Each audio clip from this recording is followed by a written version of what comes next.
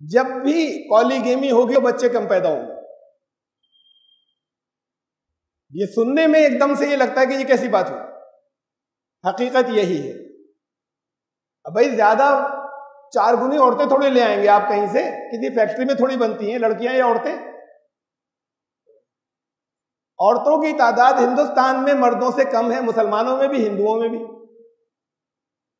मुसलमानों में हर 100 लेडीज के ऊपर, यही सरकारी आंकड़ों के हिसाब से, हर 100 औरतों पर 106 मर्द हैं, यानी मर्दों की तादाद ज्यादा है।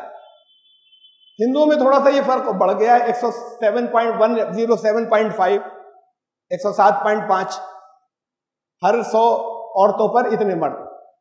इसलिए कि वहां पर बहरहाल वो सब जानते हैं, ये कोई इल्जाम लगाने की बात नहीं है कि वो भ्रूण हत्या जो है वो उनमें बहुत ज्यादा है, लड़की की पैदाइश पसंद नहीं करते, पैदा होने के बाद खत्म करने के भी बाद जगहों पे रिवाज है, तो इसलिए वहां पर लेडीज की तादाद और कम है।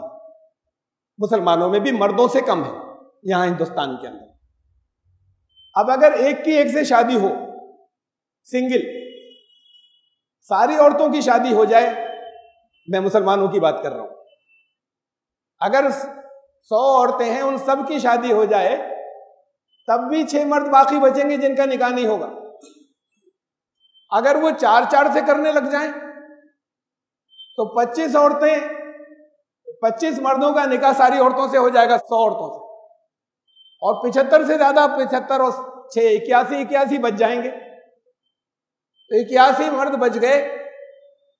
25 के मैंने एक्सट्रीम शक्ल ले ली कि जैसे अगर हर एक के 4-4 निकाह, हर एक 4-4 करने लग जाए, तो 25 मर्दों के निकाह होंगे 100 औरतों से, और 81 बच जाएंगे।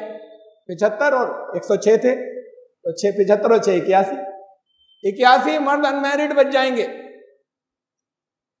आबादी किस केस में ज्यादा होगी? अगर एक का 1 से निकाह हो या एक का 4 से हो, वो 4 मिलकर 4 गुने नहीं पैदा कर देंगे, इतनी बड़ी तादाद मर्दों की अनमैरिड रह जाएगी। तो ये जो एक्सट्रीम केस जिसकी मिसाल दी कि अगर हर एक के 4 से हो, नहीं होता हर एक के 4 से, लेकिन उससे ये बात क्लियर हो जानी चाहिए, बड़ी कॉमन सेंस की बात है कि पॉलीगेमी से अगर एक से ज्यादा शादियां होने लगे, मर्द करने लगे, तो उससे आबादी घटती है, उससे आबादी बढ़ती नहीं। एक रीजन फिर यह भी हो सकता है हिंदुओं की आबादी कम होने का, यानी फर्टिलिटी रेट कम होने का। आबादी तो कम नहीं है, फर्टिलिटी रेट, शरह पैदाइश, तो एक रीजन यह भी हो सकता है उसके अंदर कि उनके यहाँ इजाजत नहीं है एक से ज्यादा, और वो जो अलग रखते हैं उनसे बच्चे पैदा नहीं करते, जिनको अपने यहाँ रख लेते।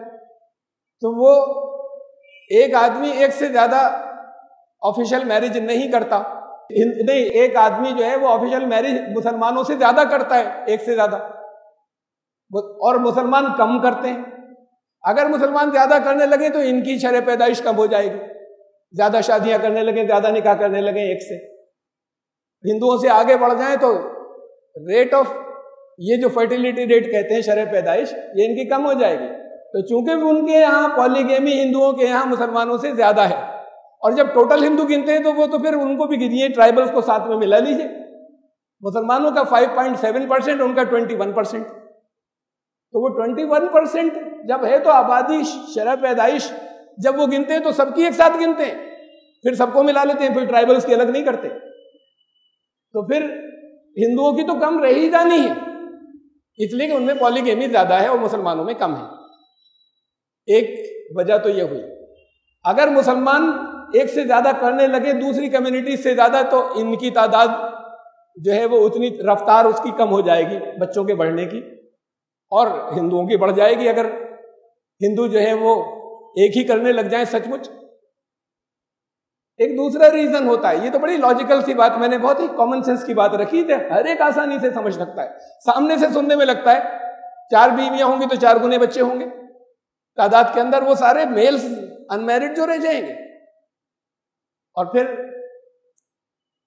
जो बहुत बड़ा एक रीजन है वो है एजुकेशन, तालीम।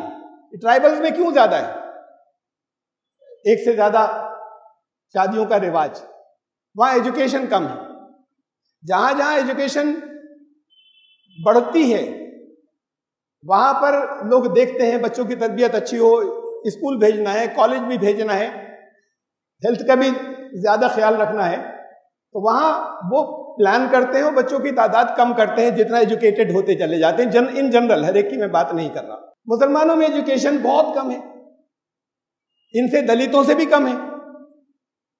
तो जब उनके अंदर एजुकेशन बहुत कम है, तो अगर गवर्नमेंट को सचमुच मुसलमानों की आबादी कम करनी है या शरह पैदाइश कम करनी है, तो इस पर तवज्जो दे कि मुसलमानों को एजुकेशन बढ़े, इनको कुछ ज्यादा फैसिलिटीज दे एजुकेशन के लिए, ज्यादा इंस्पायर करें एजुकेशन के लिए।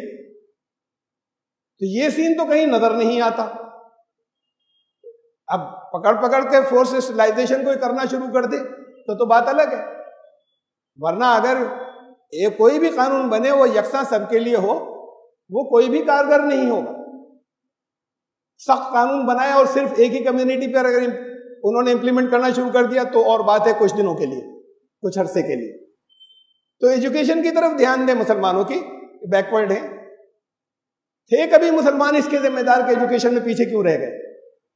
अब चाहते हैं कि हो आगे, लेकिन उतनी अपॉर्चुनिटीज इन्हें नहीं मिलती, इसलिए कि बहुत सी कम्युनिटीज ऐसी हैं कि उनके रिजर्वेशन है, इनके नहीं है बैकवर्ड होने के बावजूद।